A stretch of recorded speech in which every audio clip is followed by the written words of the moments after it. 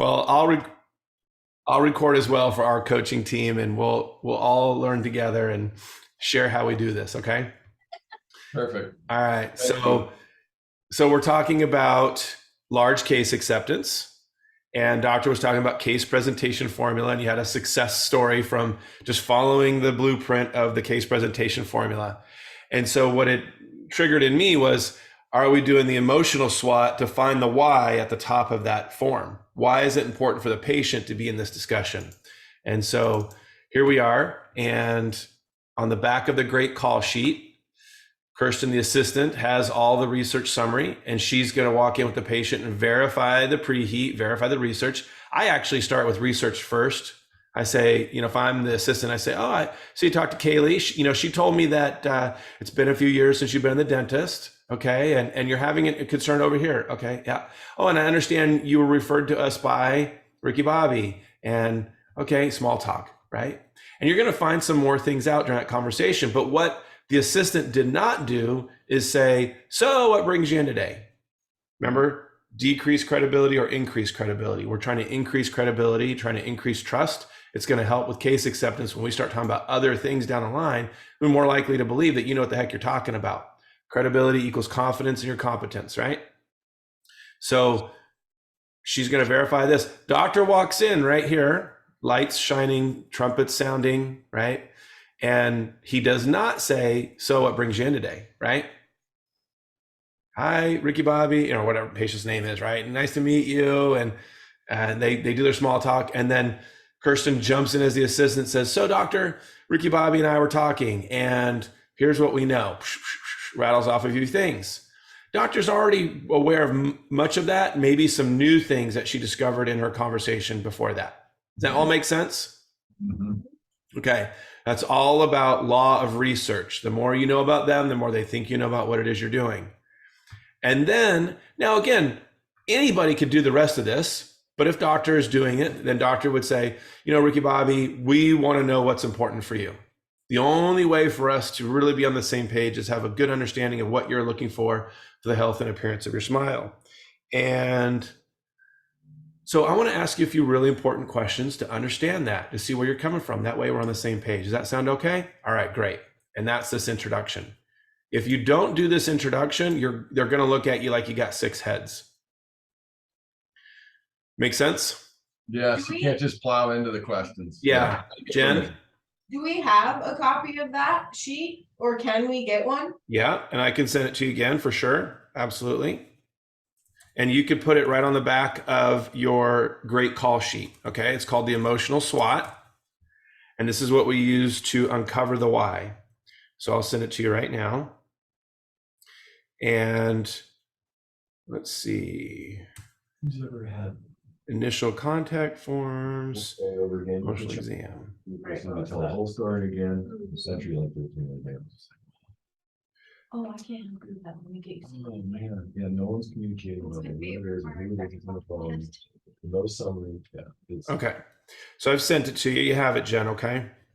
Cool. Well, I sent the doctor's email address. That doesn't necessarily guarantee you have it. Yeah, But I we would can get it. Yeah, the office email address is the safest. Okay. What's the office email address? Office at sweetdentalbozeman.com. That one. Then it's not buried in 23,000. Yeah, that's the safest email address to send things to. It's on its way. All right. Now you both have it. Okay. So now here's what we're trying to get to. We're trying to get them to say, people buy for their reasons, not your reasons. And people buy with emotion, justify with logic. So what are those emotional reasons they're buying with? And so what we're looking for is what's important to you. And it'll be an emotional thing. My grandpa lost his teeth, right? It'll be, I got a job interview coming up. I was observing a doctor one time, and it was a younger kid. He was probably 17, and he really wanted braces, really wanted to talk about braces. And this was about October-ish, fall, November.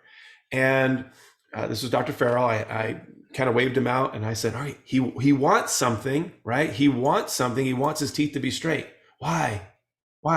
So we went back in. He said, to the young guy, I said, why is it important for you to have straighter teeth? He said, well, senior pictures are coming up in February, March, and I want to have straight teeth. Keep in mind, it's October, November. Do you think that would be important to know? Mhm. Expectation, right? Oh yeah, we can get you in braces. 3 years later, you'll be done. Mhm. Listen, your picture's going to look great in 3 years. From college, you get what I'm saying though, right? Mhm. It's one level deeper. Just because they want straighter teeth, they want wider teeth, they want healthier teeth, that doesn't give you the emotional reason behind it. Okay. My wife and I bought a pool. You know, we had a pool put in. This was, I don't know, gosh, years ago, 11 years ago or something.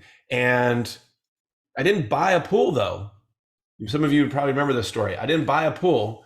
I bought my kids at my house in the summer with their friends over at my house, not my kids going over to their friend's house, therefore no family time. So I bought family time, right? I bought memories. I bought them growing up in my backyard, not someone else's. That make sense? Okay. So when they buy teeth, they're buying something deeper than that. And that's what we're trying to get to. So once you do the introduction, which is absolutely key. Hey, I'm going to ask you some important questions. The more information you give me, the better job we'll do at taking care of you. We hand them a mirror, or we have them look at their intro photos like you were talking about, Dr. Spencer. You know, you can do it there. You can have them look at those. Maybe Kirsten's taken those photos before you come in. So you can hand them a mirror, you can have the photos up on the screen, and you can talk to them and say, you know, share with me everything you like about how your teeth look, how your smile looks, how your teeth feel when you're chewing. Share with me all the things you like about that. Now, notice it doesn't say, is there anything you like about that? Why is that? Right. It's a more open-ended. Let them communicate more. That's right. If we say, is there anything you like? No. Mm-hmm. Is there anything you don't like? No. Yes or no question. Exactly. You're going to get yes or no answers, and you're going to get frustrated if that happens. Okay. So your keys: share with me, describe, and tell me. Right? Explain. I was trying to think, what's the other one? There's 4. Share with me, describe, tell me, explain. I went on pause mode there. So share with me everything you like about your smile. Now they might immediately go right into what they don't like. Okay. They might flip that coin, and that's okay. Let them go there and okay, tell me more about that. Okay. Anything else? That's okay. You might have nothing up here, or they might say, well, I have all my teeth. Mm-hmm. I'm not. That might be it, right? That's important. That's important to know. Now, I say to the patient, once they describe what they like, I say, all right, let's flip the coin, Ricky Bobby. Describe everything that you don't like about your teeth, the way they look, the way they function, all the challenges that concern you. That makes sense? Okay. Once I do that, they're gonna have I mean, look, if Michael Strahan's in your chair, he's gonna talk about how he likes the diastema in the front of his teeth.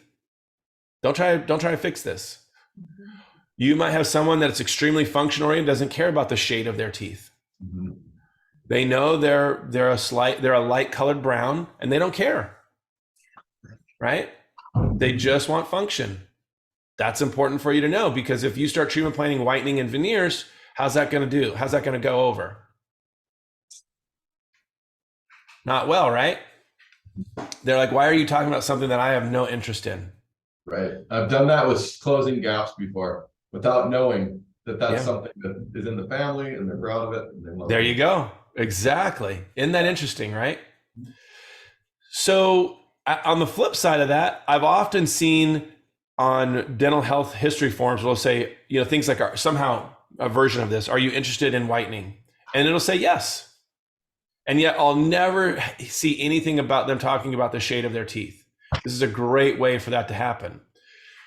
Jen, have you ever, you're like, man, their perio breath is so bad. I got to be the one to deliver the bad news to them. You know, you don't want to, it's like, how do I do that? So two ways, implication questions. Have you noticed any changes in the odor of your breath lately? That's one way. You probably use that. And the other way is if you're doing this, sometimes they'll say right here in the W, they'll say, man, I notice my breath is so bad. With COVID and everybody wearing masks, have you noticed people are more aware of their breath now? Mhm. Yeah. My pastor was even like, man, coffee breath is horrible. So everybody's more aware.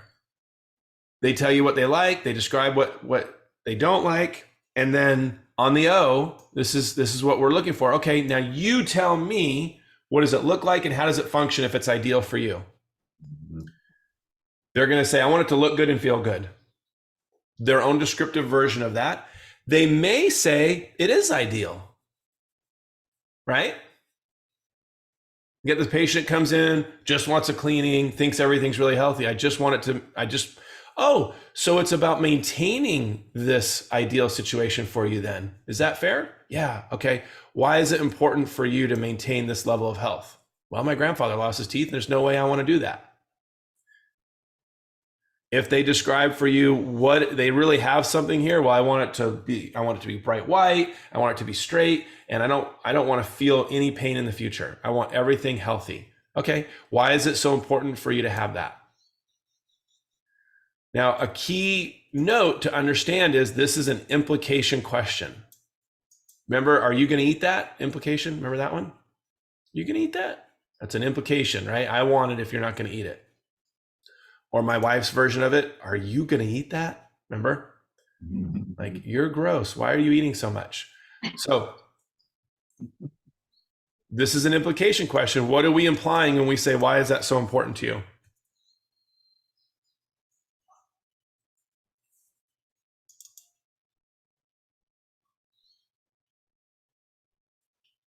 I'm implying to the patient that it is what? Important. Important. And if it's not, they will tell me. But if it is, they're thinking, yeah, that is important to me. Why is that so important to you? Well, let me think about that. That is important to me. And they're going to give you something. Now, doctor, you said something earlier. Sometimes later on, it just pops out of their mouth, right? Mhm. You'll do some exam. You'll start talking with them about different things you see, and they're going to share something with you that they hadn't really thought about before, right? It just comes out, and boom, you can document it. And no one's asked them these questions before. Typically. Ever. Most of their visits are just finding fires, telling them what needs to be done, go to the front and get it scheduled. Here is what this is. This is a corrected version of what used to be taught decades ago, 25 years ago, when the guru up front of the seminar would say, you need to ask your patient what the goals are for their teeth. Well, nobody has goals for their life, let alone for their teeth. And so that would stump people and they didn't know how to answer that question, right? So this is an extrapolation of that. What are the goals? Stuck saying that every once in a while. What's your short, medium, or long-term goal for your smile? Yeah. And looking at you like, huh? Yeah. So this is a setup for that question. This is to get them thinking about the problems and what they like about it. Okay. All right. And then so what are the goals for your teeth? It's just a more effective way of asking that. Make sense? Yes. Okay. Now, here's what you're going to hear. I want to fix the front ones, right? Bucky wants to fix the front ones, or Ross wants wider teeth, or Bubba wants to get married. Okay. Bubba wants to save his teeth. He wants to save his teeth because his Uncle Buck lost his teeth. Okay. And Lucy, wants to look youthful again, right? Older woman brings in the picture, black and white picture, and shows her smile back in the day. Those are what they want. Be careful. That's not why they want it. Why they want it is something deeper. And so once they tell you, yeah, I want straighter teeth, I want wider teeth, I want to save my teeth, I want to look young again. Oh, why is that so important to you? Well, I've got a class reunion coming up. I want to get a second date. No, I get a lot of first blind dates, but I don't get a lot of second dates. I had an older guy say, I don't want to be called Grandpa Brown Tooth anymore. Okay. So you're going to hear real things in here, but what I want to differentiate for you is this. It's not a what, it's a why, and it's typically emotional. It's funny because why is a logical question. And this question also used to go, what are the goals for your teeth? How would that make you feel? Mhm. And that question always got us the response, good. Oh, that'd feel good. That'd feel real good. That didn't give us anything. Mhm. It didn't give us anything. So it So really worked on the people that knew what they wanted to do. It seems only like. those people, and they were probably going to share that with you anyway, right? Yeah. This is helping them uncover it with you. Now, the last question here. Notice it's in the past tense. There's no, I don't want us to sound, this is threats, right? Strengths, weaknesses, opportunities, and threats. Likes, dislikes, ideal, threats. What's standing in the way? I don't want us to say something like, well, what would it take for you to get you in those leather teeth today? We're not car salesmen, right? So you might just, from a real inquisitive place, say, you know, what's kept you from getting this taken care of in the past? Well, I've been taking care of the kids' teeth for a while. You know, dad comes last, whatever it is, you know, just got insurance, right? That typically is something you'll hear. They think insurance hey, I don't have insurance for 10 years. So my insurance will take care of it in 10 years. When I have it, it'll pay for all those years I didn't go to the dentist. Nope, doesn't work that way. And then lastly, your permission statement. Now I know, doctor, you've been using your own permission statement, right? I usually try to get permission before I do anything. Yeah. So I'm gonna do an exam. Not I would like to, right? I'm gonna do an exam, and I want to be able to share with you everything I see that deserves your attention. Is that okay with you? Yep. Okay. Then flip it. You know, I want you to know something, that you're in control here. If we make any recommendations, you make the final decision. It's your call at what pace you move forward with those recommendations. Does that sound fair to you?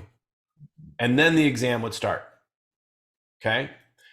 Now you guys have this sheet, but doctor, I want you to hold up that laminated form that you have there and read the very top line next to why. Why? Earlier you stated that it was really important for you. ... Yeah. So that's coming right out of that O, right? Wants to fix the front ones. Why is that important to you? Peace of mind. Grandpa lost his teeth. So right there, you'd say, earlier you said to me it's really important for you to have peace of mind. Now, so it's like bookends. Something before you ever look in their mouth is discovered. It's their real reason. You find conditions. Let's say that they love their teeth. It is ideal.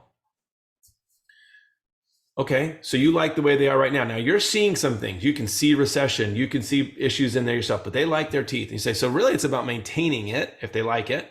Then we say, why is it important for you to maintain it? Well, I never want to go through the expense of fixing problems. I did that a while back. And I want to do that again. Okay, got it. And you go through over here psychology, co-diagnosis, where they're diagnosing with you. And doctor, you are calling things out to Kirsten. She's documenting things. They're hearing large metal fillings, broken teeth, gap, decay, fractures. They're seeing intro photos. And you pull up that form. And again, they were ideal when they walked in already. And you found all the diagnosis they co-diagnosed with you. And you say, you know, earlier you said it was really important for you just to prevent big expenses, big problems, maintain a healthy mouth. You also share with me it's been 4 years since you've been the dentist. I think those two things have come to a headway. As you heard during the exam, I'm concerned about the infection in your gums. I'm concerned about the active decay. I'm concerned about the fractures in your teeth, blah, blah, blah, right? The reason I'm so concerned about it is that's going to cause you a lot more added expense, especially if you have to replace teeth, things like that. Mm-hmm. How concerned are you with that? So now I'm going to take the 95-5 rule, condition, focus, and I'm going to take emotion, right? People buy for their reasons, not yours. And I'm putting those two things together in those first 3 lines. Does that make sense, guys? Yeah. Okay. So in between those two conversations, what I put on the screen and what you have there is the 95-5 rule. It's the over here psychology. It's the buying of conditions, even if they believe it's healthy. Now you might find health. Great. There won't be any need for this laminated sheet then, right? But how often is there not one single diagnosis going on? Mm-hmm. Not often. Not with a new patient. Yeah. Okay. So team, questions about what we call emotional SWOT, what SWOT stands for, strengths, weaknesses, opportunities, threats, why we do it, how we do it, who's going to do this, what sort of questions do you guys have? So I want to make sure this is clear for you so we can really do this on a daily basis with your new patients. What do you guys think?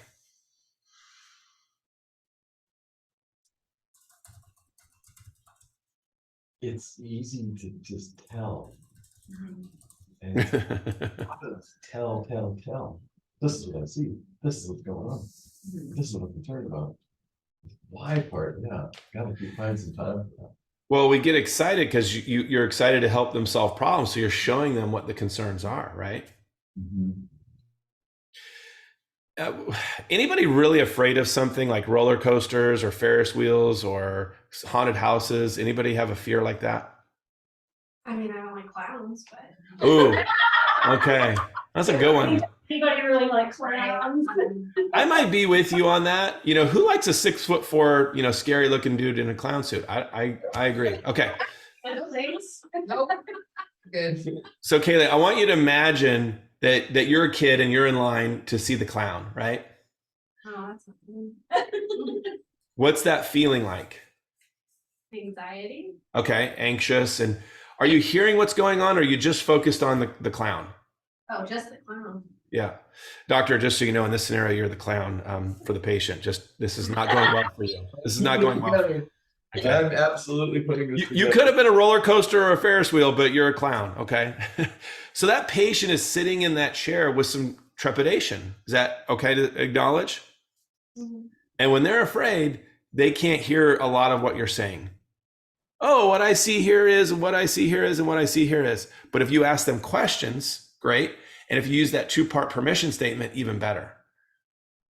No pressure. The clown's not going to hug you here, right? So you ever, the car dealership, right? The car salesman walks up to you, how you doing today? And what's our initial response every single time that they say that? Good, just I'm looking. gonna go look at Just something. looking. Yeah, great. Can you get away from my Just looking. Look at him, and all you see is a clown, right? Yeah. Now, doctor, have you ever walked into the hygiene room, and Jen, you could answer this too, and the patient says, don't find anything today, doc? Oh, yeah. Okay. That is just looking. Yeah. That's their response to that. So that fear of don't sell me anything I don't need, Right. all of that's playing a role. And so when you tell people what they need for treatment, you need a crown, you need 4 quads of scaling root planning, right? It's because I said so dentistry. Yeah. Any of your parents ever say because I said so to you? I mean, I said that about 14 times this morning, like